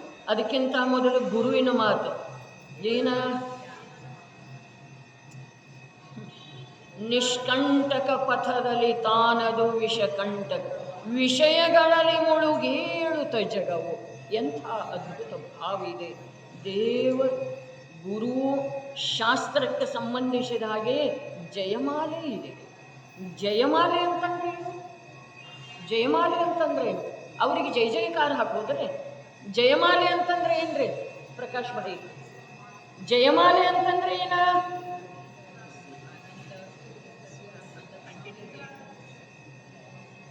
ಜಯಮಾಲೆ ಅರ್ಥಾತ್ ಆ ವೀತರಾಗ ದೇವಶಾಸ್ತ್ರ ಗುರು ಅಥವಾ ಯಾವ ಓರ್ವ ತೀರ್ಥಂಕರಣ ಪೂಜೆ ಮಾಡ್ತೇವೋ, ಯಾವ ವಿಶೇಷದ ಪೂಜೆ ಮಾಡ್ತೇವೋ, ಇವತ್ತು ವಿಶೇಷ ಇತ್ತಲ್ಲ ಪೂಜೆ ಮಾಡ್ತೇವೋ, ಅದಕ್ಕೆ ಸಂಬಂಧಿಸಿದ ಹಾಗೆ ಅಂತರಂಗದೊಳಗ ವಿಷಯ ದೃಢ ಆಗ್ತಾ ಹೋಯ್ತು, ದೃಢ ಆಗ್ತಾ ಹೋಯ್ತು, ದೃಢ ಆಗ್ತಾ ಹೋಯ್ತು. ಅದೆಷ್ಟು ದೃಢ ಆಯಿತೋ ಅಷ್ಟು ನನ್ನ ಅಪೇಕ್ಷಾದಿಂದ ಅದು ಜಯವಂತಾಯಿತು. ಅದರ ಭಾವ ನನಗೆಷ್ಟು ಸ್ವೀಕೃತ ಆಯಿತೋ ಅಷ್ಟದ ನನ್ನ ಅಪೇಕ್ಷಾದಿಂದ ಜಯವಂತಾಯ್ತು. ಆದರೆ ಎಲ್ಲವೂ ನಮ್ಮದು ಕೃತ್ರಿಮ ಇದ್ದ ಕಾರಣ ನಮಗೆ ಕೃತ್ರಿಮವಾದಂಥ ವಿಸರ್ಜನೆ ಕೂಡ ಬೇಕಾಗಿದೆ ರೀ. ತಮಗೆ ಒಪ್ಪಿಗೆ ಆಗಬೇಕು ಹೀಗೇನು ನಂದು ಆಗ್ರಹ ಇಲ್ಲ. ತಮಗೆ ಹೇಗೆ ಬೇಕು ಹಾಗೆ ಮಾಡಲಿಕ್ಕೆ ತಾವಲ್ಲ, ಎಲ್ಲ ಜೀವ ಅನಾದಿಯಿಂದ ಪರಮ ಸ್ವತಂತ್ರ ಇರುವುದರಿಂದನ ನಾವೆಲ್ಲ ಇಲ್ಲೇ ಉಳಿದಿದ್ದೇವೆ, ಅವರೆಲ್ಲ ಹೋದರ್ರಿ. ಎಷ್ಟು ಕೃತ್ರಿಮತೆ ಇದೆ ನಮ್ಮಲ್ಲೇ. ನಾವು ನೋಡ್ಕೊಳ್ಳೋದು ಅಗತ್ಯ ಇದ್ರೆ ನೋಡ್ಕೊಳ್ಬೇಕು. ಒಂದು ವೇಳೆ ಭವಿಷ್ಯ ಉಜ್ವಲ ಇತ್ತು ಅಂತಂದ್ರೆ ನೋಡೋದು ಕಾರ್ಯ ಆಗ್ತಿದೆ, ಇಲ್ಲದಿದ್ರೆ ಇಲ್ಲ. ಎದ್ದು ನಿಲ್ಲೋದ ಮತ್ತು ಪೂಜಾ ಮಹಾರ್ಘ್ಯಕ್ಕೆ ಎದ್ದು ನಿಲ್ಲೋದ, ಶಾಂತಿಧಾರ ಅರೆ ಅವೆಲ್ಲ ಕ್ರಮ ಹೇಳಿದ್ದಾರೆ. ಜೈನ ಪೂಜೆಯೊಳಗೆ ಅವೆಲ್ಲ ಇದ್ದಾವೆ. ಆದರೆ ನಿಜವಾದ ಆಧ್ಯಾತ್ಮದ ಪೂಜೆಯೊಳಗೆ ಅವು ಯಾವೂ ಇರತಕ್ಕದ್ದಲ್ಲ. ಇಲ್ಲಿ ನಾನು ಈಗ ಹೇಳ್ತೇನೆ, ಆವಾಗನೂ ಹೇಳಿದ್ದಿತ್ತು. ವಿಷಯಗಳಲ್ಲಿ ಮುಳುಗೇಳುತ್ತ ಜಗವು ಗಾಢ ನಿದ್ರೆಯಲ್ಲಿ ಮಲಗಿರುವಾಗ. ಜಗ ಅಂದರೆ ಯಾವುದು? ನನ್ನ ಪರ್ಯಾಯಗಳೇ, ನನ್ನ ಪರ್ಯಾಯಗಳ ವಿಷಯಗಳಲ್ಲಿ. ಈಗ ಪೂಜೆ ಮಾಡುವ ವೇಳೆದೊಳಗೂ ಕೂಡ ಕರ್ಣೇಂದ್ರಿಯದ ವಿಷಯದೊಳಗನೆ ಮುಳುಗುತ್ತಾ ಇದೆ. ಈಗ ಪೂಜೆ ಮಾಡುವ ಸಮಯದೊಳಗೂ ಕೂಡ ಚಕ್ಷುರೇಂದ್ರಿಯದ ಆ ಭಗವಂತನ ರೂಪವನ್ನು ನೋಡುವ ವಿಷಯದೊಳಗನೆ ಮುಳುಗುತ್ತಾ ಇದೆ. ಆ ಪರ್ಯಾಯವೆಂಬ ಜಗತ್ತ ಆ ವಿಷಯದಿಂದ ವಿಮುಖ ಆಗುವ ಸಲುವಾಗಿ ಪೂಜೆ ಇದೆಯಲ್ಲ. ಏನು ಮತ್ತು ವಿಷಯದ ಗ್ರಹಣನ ಮಾಡೋದಿದೆ ನೋಡ್ರಿ. ವಿಷಯಗಳಲ್ಲಿ ಮುಳುಗೇಳುತ್ತ ಜಗವು ಗಾಢ ನಿದ್ರೆಯಲ್ಲಿ ಮಲಗಿರುವಾಗ ಅಥವಾ ನಿಷ್ಕಂಟಕ ಪಥದಲ್ಲಿ ತಾನದು ವಿಷಕಂಟಕವಾದಾಗ. ನನ್ನ ಪರ್ಯಾಯಗಳೇ ಏನು ಮಾಡ್ತಾ ಇದ್ದಾವೆ? ನಿಷ್ಕಂಟಕ ಪಥದೊಳಗ ವಿಷಕಂಟಕ ಆಗ್ತಾ ಇದ್ದಾವೆ. ಅದು ನೋಡ್ಬೇಕು, ಇದು ನೋಡ್ಬೇಕು, ಇದು ಬೆಳಗಬೇಕು. ನನ್ನ ಪೂಜಾ ತಟ್ಟೆ, ನನ್ನ ಶ್ರುತಪೀಠ, ನನ್ನ ಪೂಜಾ ಗ್ರಂಥ. ಅರೆ ನಾವು ಎಷ್ಟು ದಿವಸ ಇದನ್ನೇ ಮಾಡೋದ್ರಿ? ಕೃತ್ರಿಮತೆಯೊಳಗನೆ ಎಷ್ಟು ದಿವಸ ಇರೋದ್ರಿ? ನಿಮಗೇನ್ರೆ ಅನ್ನಿಸಿತು ಅಂತಂದ್ರೆ ಅದನ್ನು ಬಿಟ್ಟುಕೊಡುವ ಸಲುವಾಗಿ ಅಥವಾ ಇದರ ಭಾವಗಳಲ್ಲಿ ಇಳಿಯುವ ಸಲುವಾಗಿ ಪ್ರಯತ್ನ ಮಾಡಬಹುದಾಗಿದೆ. ಇನ್ನು ಪ್ರಕ್ಷಾಲ ಪಾಠವನ್ನು ಎಲ್ಲೆಲ್ಲ ಹೆಣ್ಮಕ್ಳು ಅಂತಾರೆ ಅನ್ನೋದು ಎಷ್ಟು ಯೋಗ್ಯ ಇದೆ ತಾವು ನೋಡ್ಕೊಳ್ಳೋದ್ರಿ. ಪೂಜೆ ಯಾರು ಮಾಡ್ತಾರೆ, ಪ್ರಕ್ಷಾಲ ಯಾರು ಮಾಡ್ತಾರೆ, ಭಾವ ಯಾರ್ದಿದೆ, ನಮ್ಮಲ್ಲೇ ಆ ಯೋಗ್ಯತೆ ಇದೆಯೇನ, ಯೋಗ್ಯತೆ ಇದೆಯೇನ, ಇಷ್ಟು ವಿಚಾರ ಮಾಡಿದ್ರೆ. ಅಥವಾ ನಿಷ್ಕಂಟಕ ಪಥದಲ್ಲಿ ತಾನದು ವಿಷಕಂಟಕವಾದಾಗ. ವಿಷಕಂಟಕ ಯಾವುದಿದೆ ರೀ? ನಿಷ್ಕಂಟಕ ಮೋಕ್ಷ ಮಾರ್ಗದೊಳಗೆ ವಿಷಕಂಟಕ ಯಾವುದಿದೆ? ನನ್ನ ವಿಷಯಾಸಕ್ತ ಜೀವಗಳನ್ನು, ಭಾವಗಳ ಪರ್ಯಾಯಗಳ ಅವುವೇ ವಿಷಕಂಟಕದವ್ರಿ. ವಿಷಕಂಟಕ ವಿಷಕಂಟಕ ಬರೇ ಕಂಟಕಲ್ಲ, ವಿಷಕಂಟಕ. ವಿಷಕಂಟಕವಾದಾಗ ಸರಿರಾತ್ರಿಯ ನಿಜ ನೀರವತೆಯಲ್ಲಿ, ಸರಿರಾತ್ರಿ ಮಧ್ಯರಾತ್ರಿಯ ನೀರವತೆ ಇದೆ ಅಲ್ಲಿ.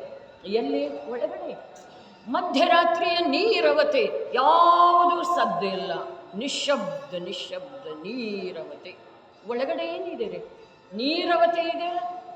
ಸರಿರಾತ್ರಿಯ ನಿಜ ನೀರವತೆಯಲ್ಲಿ ಸಂಚರಿಸುತ್ತಿರೆ ವನದಲ್ಲಿ ವನಚಾರಿ. ಈ ಭವವನದೊಳಗ ಅಂಥ ನೀರವತೆ ಇರುವೆಳೆದೊಳಗೆ, ಮಧ್ಯರಾತ್ರಿ ಸರಿರಾತ್ರಿ ಇರುವೆಳೆದೊಳಗೆ ನನ್ನ ಜ್ಞಾನ ಆ ಭಯಾನಕವಾದಂಥ ವನದೊಳಗ ಸಂಚಾರ ಮಾಡ್ತಾ ಇದೆ. ಮುನಿಗಳ ಸ್ವರೂಪ ಹೇಳ್ತಾ ಇದ್ದಾರೆ. ಆದರೆ ಇಂಥದ್ರೊಳಗೆ ಮುನಿಗಳು ಎಲ್ಲೆದರು ಈಗ ಹೇಳ್ತಾರೆ. ಶಾಂತ ನಿರಾಕುಲ ಮಾನಸ ತಾವು, ಶಾಂತ ನಿರಾಕುಲ ಮಾನಸ ತಾವು ನಿಜ ತತ್ವದ ಚಿಂತನೆ ಮಾಡುವಿರಿ. ಈ ಭಾವಗಳಲ್ಲಿ ಒಂದಿಷ್ಟರೇ, ಒಂದಿಂಚರೇ, ಆಮೇಲೆ ಒಂದು ಅಡಿಯರೇ, ಆಮೇಲೆ ಒಂದು ಮಾರರೇ, ಇಳಿತಾ ಇಳಿತಾ ಹೋಗ್ಬೇಕಲ್ಲ. ಏನು ದಿನ ಅದೇ ಮಾಡೋದಾ ಮತ್ತೆ ಬಂದ್ಬಿಡೋದಾ, ಅದೇ ಮಾಡೋದಾ ಮತ್ತೆ ಬಂದ್ಬಿಡೋದಾ, ಇಷ್ಟೇ ಮಾಡೋದು ಇದೇನ್ರಿ? ಪ್ರಕ್ಷಾಲ ದಿನ ಮಾಡಿ ಪಡೆದದ್ದೇನು? ಎಲ್ಲಿದಾರ ಅವರು ಮಧುಕರಣ್ಣ? ಯಾವ ಭಕ್ತಿಯಿಂದ ಯಾರಿಗೆ ಲಾಭ? ಪುಣ್ಯ ಬಂಧಕ್ಕೆ ಲಾಭ ಅಥವಾ ಆತ್ಮನಿಗೆ ಲಾಭ ಆಗಬೇಕು? ವಿಚಾರ ಮಾಡೋದ್ರೆ ನಾನು ಉತ್ತರ ಯಾರ ಕಡೆಯಿಂದನೂ ಬಯಸ್ತಾ ಇಲ್ಲ. ಇಷ್ಟೆಲ್ಲ ಮೇಲೆ ಮಾತು ಹೇಳಿದ್ರೆ, ವಿಷಯಗಳಲ್ಲಿ ಮುಳುಗೇಳುತ್ತ ಜಗವು ಗಾಢ ನಿದ್ರೆಯಲ್ಲಿ ಮಲಗಿರುವಾಗ ಅಥವಾ ನಿಷ್ಕಂಟಕ ಶಿವಪಥದಲ್ಲಿ ತಾನದು ವಿಷಕಂಟಕವಾದಾಗ ಸರಿರಾತ್ರಿಯ ನಿಜ ನೀರವತೆಯಲ್ಲಿ ಸಂಚರಿಸುತ್ತಿರೇ ವನದಲ್ಲಿ ವನಚಾರಿ ಬೆಲ್ಲರ ಹಾಗೆ ನಮ್ಮ ಜ್ಞಾನ. ಮತ್ತು ಅವರ ಏನ? ಶಾಂತ ನಿರಾಕುಲ ಮಾನಸ ತಾವು. ಎಂಥ ಉತ್ತರೋತ್ತರ ಉತ್ಕೃಷ್ಟ ಭಾವದ ಒಂದು ಸರೋವರದೊಳಗ ಮುಳುಗೇಳುವಂಥ ಪ್ರಸಂಗ ಇರ್ತಿದೆ. ಅದನ್ನು ಮುಗಿಸಿದ ಕೂಡಲೇ ಮತ್ತು ನಾವು ಮಹಾರ್ಘ್ಯ, ಶಾಂತಿ ಪಾಠ, ಆ ಪಾಠ, ಈ ಪಾಠ, ವಿಸರ್ಜನೆ ಮಾಡಲಿಕ್ಕೆ ನಾವು ಗ್ರಹಣನೇ ಏನು ಮಾಡಿದೆವು? ಮತ್ತು ಒಳ್ಳೆಯದನ್ನು ಗ್ರಹಣ ಮಾಡಿದ ನಂತರ ವಿಸರ್ಜನೆ ಮಾಡೋದಿರ್ತಿದೆ ಏನ್ರಿ? ಯಾವುದು ಒಳ್ಳೆಯದಿದೆಯೋ, ಯಾವುದು ಕೆಟ್ಟದ್ದಿದೆಯೋ ಅದನ್ನು ವಿಸರ್ಜನೆ ಮಾಡೋದಿರ್ತಿದೆ. ಯಾವುದು ಒಳ್ಳೆಯದಿದೆ ಅದನ್ನು ವಿಸರ್ಜನೆ ಮಾಡೋದಿರ್ತಿದೆ ಅಂದರೆ, ಹಾಗಾದರೆ ಪೂಜಾದ ಮೂಲಕ ಯಾವ ಉತ್ತರೋತ್ತರ ಪವಿತ್ರ ಭಾವಗಳ ಗ್ರಹಣ ಆಗಿ ಹೋಯ್ತು, ಆ ವೇಳೆದೊಳಗ ಶುಭ ಭಾವ ತನ್ನಷ್ಟಕ್ಕೆ ತಾನೇ ಬಿಟ್ಟು ಹೋದತ್ತಿದೆ ರೀ. ಇದು ಪೂಜೆಯಲ್ಲಿರುವಂಥ 5ನೇ ವಿಭಾಗ ವಿಸರ್ಜನೆ ರೀ. ನಾವು ಶಾಬ್ದಿಕವಾಗಿ ವಿಸರ್ಜನೆ, ಬಿನ ಜಾನೇವಾ ಜಾನಕ್ಕೆ ಯಾರು ಬರೆದರೋ ಯಾರಿಗೆ ಗೊತ್ತರೆ. ನನಗೆ ನಿಜವಾಗಿ ಎಷ್ಟು ಭಾರರೂಪ ಅನಿಸ್ತೈತಿ. ಭಾವವನ್ನು ಯಾವ ರೀತಿ ತನ್ನಷ್ಟಕ್ಕೆ ತಾನೇ ಜೀವ ಅಂಧಭಕ್ತಿಯಿಂದ ಭಾವವನ್ನು ಕೆಡಿಸ್ಕೊಂಡು ಬಿಡ್ತಾನ್ರಿ. ಯಾಕಂದ್ರೆ ಮತ್ತಲ್ಲಿ ಪೂರ ಕೆಟ್ಟು ಹೋಗುವ ಸ್ಥಾನಕ್ಕೆ ಹೋಗೋದಿದೆಯಲ್ಲ, ಅದಕ್ಕೆ ಇಲ್ಲೇ ಕೆಡಿಸ್ಕೊಳ್ಳೋ ರೂಢಿ ಮಾಡ್ಕೊಂಡು ಹೋಗೋದಾ? ಪೂಜೆ ವಿಸರ್ಜನೆ ಮಾಡೋದಲ್ಲ, ಭಗವಂತನ ಪವಿತ್ರ ಸನ್ನಿಧಿಯಿಂದ ಪವಿತ್ರ ಗುಣಗಳನ್ನು ಸ್ಮರಣೆಗೆ ತಂದುಕೊಂಡು ಪವಿತ್ರ ಕಾರ್ಯದ ವರ್ಣನೆ ಮಾಡಿ ಎಲ್ಲ ಮಾಡಿ ಮತ್ತಿದನ್ನು ಕೃತ್ರಿಮತೆಗೆ ಬರೋದು. ಅರ್ಥಾತ್ ಎಲ್ಲಿ ಅದು ಮಹಾ ಅಶುಭ ಸ್ಥಾನಕ್ಕೆ ಹೋಗೋದಿದೆಯಲ್ಲ, ಮನೆ ಎಂಬ ಅಶುಭ ಸ್ಥಾನಕ್ಕೆ ಅದರ ಸಿದ್ಧತೆಯ ಸಲುವಾಗಿ ಇಲ್ಲೇ ರೂಢಿ ಮಾಡಿಕೊಳ್ಳೋಣ. ಇರ್ಲಪ್ಪ, ನಿಂದೇನು ಇಲ್ಲಿ ತನಕ ನಿನ್ನ ಸಾನ್ನಿಧ್ಯದಿಂದ ಒಳ್ಳೆಯ ಭಾವ ಬಂದಿತ್ತು, ಅದು ಇಲ್ಲೇ ಇರಲಿ. ಅಲ್ಲಿ ತಗೊಂಡು ಹೋದಿನೋ ಅಂತಂದ್ರೆ ಅದರದ್ದು ಅವಮಾನ ಅಂಥೇಳಿ ಇಲ್ಲೇ ಬಿಟ್ಟು ಹೋಗೋದಿದೆ. ಎಷ್ಟು ಕರ್ತವ್ಯಕ್ಕೆ ಕಟ್ಟಬಿದ್ದಿದ್ದೇವ್ರಿ ನಾವು. ಏನಿದೆ ವಿಸರ್ಜನೆ ಮಾಡಬೇಕೇನ? ಹಿಂದೆ ಹೇಳಿದ್ದಿತ್ತರಿ, ಅರೆ ನಮ್ಮ ಪರಂಪರೆಯೊಳಗೆ ಹೀಗಿದೆ, ಸರ್ವಜ್ಞ ಭಗವಂತರ ದಿವ್ಯಧ್ವನಿ ಹೊರಡ್ತಾ ಇರ್ತಿದೆ ರೀ ಮಹಾಪ್ರಭು. ದಿವ್ಯಧ್ವನಿ ಹೊರಡ್ತಾ ಇರ್ತಿದೆ. 12 ಕೋಷ್ಟಕದೊಳಗೆ 12 ಸಭೆಯೊಳಗೆ ಜೀವಗಳ ಆ ದಿವ್ಯಧ್ವನಿಯನ್ನು ಅತ್ಯಂತ ಭಕ್ತಿಯಿಂದ ಪಾನ ಮಾಡ್ತಾ ಇರ್ತಾರೆ. ಅಲ್ಲಿ ಆತ್ಮ ಸಾಧಕ ಸಾಧುಗಳು ಇರ್ತಾರೆ. ಅವರ ಸಾಧನೆಗೆ ಒಂದು ಬಲವಾದ ಅಂಶ ಸಿಕ್ಕಿತು ಅಂತಂದ್ರೆ ಅದನ್ನು ಹಿಡ್ಕೊಂಡು ಅವರು ಒಳಗೆ ಹೋಗ್ತಾರೆ. ಒಳಗೆ ಹೋಗಿ ಆ ದಿವ್ಯಧ್ವನಿ ಮುಗಿಯೋಕ್ಕಿಂತ ಮೊದಲು ಕೇವಲ ಜ್ಞಾನ ಪ್ರಾಪ್ತ ಮಾಡಿಕೊಳ್ತಾರೆ. ದಿವ್ಯಧ್ವನಿ 6 ಗಳಿಗೆ ಇದೆ, ಕೇವಲ ಜ್ಞಾನ 2 ಗಳಿಗೆ ಆಗ್ತಿದೆ ರೀ. ಒಬ್ಬ ತೀರ್ಥಂಕರರ ಸಮಸರಣದೊಳಗ ಅದೆಷ್ಟೋ ಕೇವಲಿಗಳಿರ್ತಾರೆ. ಮತ್ತು ಅವರೆಲ್ಲ ಮುಗಿದ ನಂತರ ಮಂಗಲಾಚರಣೆ ಹಾಡೋದು, ಜಿನ್ವಾಣಿ ಸ್ತುತಿ ಮಾಡೋದು, ಜೈಕಾರ ಹಾಕೋದು, ಇದರ ಸಲುವಾಗಿ ಕೂತರು ಅಂತಂದ್ರೆ ಅವರ ಸ್ವರೂಪ ಸಾಧನೆ ಅಥವಾ ಅವ್ರ ಕೇವಲ ಜ್ಞಾನಿ ಹೇಗಾಗೋದು? ನಮಗೆ ಹಾಗೆ ಆಗೋದಿದೆ ಅನ್ನೋ ಕಾರ್ಯ ಮಾಡಿ ಮತ್ತೆ ಪಾಪದ ಸ್ಥಾನಕ್ಕೆ ಹೊರಟು ಹೋಗೋದಿದೆ. ವಿಚಾರ ತಾವು ಮಾಡೋದ. ಭಾಳ ಹೇಳೋದು ಒಳ್ಳೆಯದಲ್ಲ, ಅಧಿಕ ಹೇಳೋದು ಒಳ್ಳೆಯದಲ್ಲ. ನಾನು ನಿಜವಾಗಿ ತಮಗೆ ಎಷ್ಟು ಬೇಕಲ್ಲ ಅದಕ್ಕಿಂತ ಭಾಳ ಅಧಿಕ ಹೇಳ್ತೇನೆ ರೀ. ಆದ್ರೂ ಕೂಡ ನೀವು ಯಾವ ರೀತಿಯಿಂದ ಕೇಳ್ತಿರೋ ಅದು ನನಗೆ ಗೊತ್ತಿಲ್ಲ. ನಿಮಗೆ ಅವಶ್ಯಕ ಇಲ್ಲ, ನಿಮಗೆ ರುಚಿಸುವುದಿಲ್ಲ, ನಿಮಗೆ ಕೆಡಕ ಕೂಡ ಅನ್ನಿಸ್ತಿದೆ, ಅಷ್ಟರವರೆಗೆ ಹೇಳ್ತೇನೆ ರೀ ನಾನು. ರುಚಿಸೋದು ಯಾವುದು ರುಚಿಸ್ತಿದೆ? ಈ ಜೀವಕ್ಕೆ ತನ್ನ ದೋಷವನ್ನು ಗುಣ ಅಂಥೇಳಿ ಯಾರಾದರೂ ಹೇಳ್ತಿದ್ರೆ ಅದು ರುಚಿಸ್ತಿದೆ. ತನ್ನಲ್ಲಿರುವಂಥ ಚಿಕ್ಕ ಪುಟ್ಟ ದೋಷಗಳನ್ನೇ ಗುಣ ಅಂಥೇಳಿ ಯಾರಾದರೂ ಹೇಳ್ತಿದ್ರು ಅಂತಂದ್ರೆ ಅದು ರುಚಿಸ್ತಿದೆ. ತಮ್ಮ ದೋಷವನ್ನು ಹೀಗಿದೆ, ಇದು ತಪ್ಪಲ್ಲನ ಅಂಥೇಳಿ ಹೇಳ್ತಾ ಇದ್ರೆ ನಾರಾಜಾಗ್ತಿದ್ದಾರೆ. ಇದು ದೋಷ ಇದೆ, ಇದು ಒಳ್ಳೆಯದಲ್ಲ ಅಂಥೇಳಿ ಹೇಳ್ತು ಅಂತಂದ್ರೆ ನಿಜವಾಗಿಯೂ ಭಾಳ ಕೆಡಕು ಅನ್ನಿಸ್ತಿದೆ. ಆದರೆ ಏನು ಮಾಡೋದ? ನನ್ನ ಸ್ವಭಾವ ಹೀಗಿದೆ ಅಂಥೇಳಿ ಗೊತ್ತಿಲ್ಲೋ, ಅಥವಾ ನನಗೆ ಹೀಗೆ ಅನ್ನಿಸ್ತಿದೆ ಅದನ್ನು ನೀವು ವಿಚಾರ ಮಾಡಬೇಕನ್ನೋದು ಹಠ ಇದೆ ಅನ್ನೋದು ಗೊತ್ತಿಲ್ಲೋ, ಏನಿದೆ ಗೊತ್ತಿಲ್ಲ. ನಿಮಗೆ ಸ್ವೀಕಾರ ಮಾಡೋದಿದ್ರೆ ಮಾಡೋದು, ನನ್ನ ಹತ್ರ ಕೂಡೋದಿದ್ರೆ ಕೂಡೋದು. ನೀವು ನನ್ನ ಹತ್ರ ಕೂಡಲಿಲ್ಲ, ನನ್ನ ಕಡೆಗೆ ಬರಲಿಲ್ಲ ಅಂತಂದ್ರೂ ನನಗೆ ಯಾವ ಹಾನಿ ಇಲ್ಲರಿ, ಮತ್ತು ತಮಗೂ ಕೂಡ ಯಾವ ಹಾನಿ ಇಲ್ಲ. ತಮ್ಮ ಕಾರ್ಯ ತಮ್ಮಿಂದ ಆಗೋದಿದೆ ರೀ, ನನ್ನಿಂದ ಏನಾಗೋದಿಲ್ಲ. ಮುಗೀತ್ರಿ, ಇನ್ನು ಸಾಕಂದ್ರೆ ಬೈಸ್ಕೊಂಡದ್ದು ಸಾಕಂದ್ರೆ.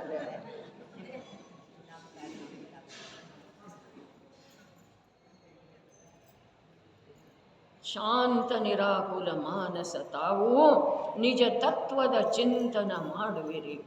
ಎಲ್ಲಿ ಮಾಡ್ತೀರಿ? ಗಿರಿ ನದಿ ತಟದಲ್ಲಿ ಬಿರುಮಳೆಯೊಳಗೆ ತರುತಲದಲ್ಲಿ ತಪವನ್ನು ಮಾಡುವಿರಿ. ಸುಖ ದುಃಖಗಳೆರಡರ ಸಮಯದಲ್ಲಿ ಸಮತೆಯ ರಸದ ಪಾನ ಮಾಡುವಿರಿ. ನೀವು ಹೀಗೆ ಮಾಡ್ತೀರಿ, ನೀವು ಹೀಗೆ ಮಾಡ್ತೀರಿ ಅಂಥೇಳಿ ಇವನಿಗೆ ಪೂಜಕನಿಗೆ ಹೇಳೋದು ಕಾರಣ ಏನಿದೆ ರೀ? ತನಗೆ ಹಾಗೆ ಮಾಡೋದಿದೆ ರೀ. ಹಾಗೆ ಹೇಳ್ತಾ ಹೇಳ್ತಾ ಹಾಗೆ ಮಾಡುವಂಥ ಆಗ್ತಾನ್ರಿ ಅವ. ಮುಂದೆ ಕೊನೆಗಿದೆ ರಚನವಾಣಿ ಸ್ತುತಿ ಇದೆ. ಅಂತರ್ಜ್ವಾಲೆಯ ನಂದಿಪವಾಣಿ, ಅಂತರ್ಜ್ವಾಲೆಯ ನಿರಂತರ ಜ್ವಾಲಾ ಧದಕರ, ಆ ಜ್ವಾಲೆಯನ್ನು ನಂದಿಸ್ತಿದೆ ಇದು ವಾಣಿ. ಆಶೆ ಬಿಡ್ತಿದೆ, ಶಾಂತ ಶಾಂತ ಶಾಂತಪ್ಪ, ಹತ್ತಿ ಉರಿಬೇಡ, ಶಾಂತ. ಅಂತರ್ಜ್ವಾಲೆಯ ನಂದಿಪವಾಣಿ, ಬರೇ ಅದನ್ನಷ್ಟ ನಂದಿಸೋದಿಲ್ಲ, ಶಾಂತ ಸುಧಾರಸ ವರ್ಷಿಪವಾಣಿ. ಶಾಂತ ಸುಧಾರಸದ ಅಮೃತ ರಸದ ವೃಷ್ಟಿನೇ ಮಾಡ್ತಿದೆ. ಭವಬಂಧನವನ್ನು ಕಳಚುವ ವಾಣಿ. ಭವಬಂಧನವನ್ನು ಆ ವಾಣಿ ಕೇಳಿ ಈ ಜೀವ ಕಳಚಿಕೊಳ್ಳಬೇಕಾಗಿಲ್ಲ, ಅದು ತಾನ ಇವು ಶಾಂತ ಅದ ಅಂತಂದ್ರೆ ಇವನ ಭವಬಂಧನವನ್ನು ಇವು ಶಾಂತ ಮಲಗಿರುವಾಗನ ಅದೆಲ್ಲ ಕಳಚಿಬಿಡ್ತಿದೆ. ಅಷ್ಟು ಸುಲಭ, ಅಷ್ಟು ಸ್ವಾಧೀನ, ಅಷ್ಟು ಸಹಜ. ಯಾಕಿಷ್ಟು ಗದ್ದಲ ಬೇಕ್ರಿ? ಭವಬಂಧನವನ್ನು ಕಳಚುವ ವಾಣಿ, ಜಗದುದ್ಧಾರಕ ಅದು ಮುನಿವಾಣಿ. ಜಗದಾನಿಧಿಯನ್ನು ಜಗ ಕರ್ಪಿಸುವ ತಮ್ಮಯ ಸಮದಾನಿಗಳಾಗಿದ್ದರು. ನಿನ್ನ ಸುಖ ನಿನ್ನಲ್ಲೇ ಇದೆಪ್ಪ, ನಿನ್ನ ಸುಖ ನಿನ್ನಲ್ಲೇ ಇದೆ.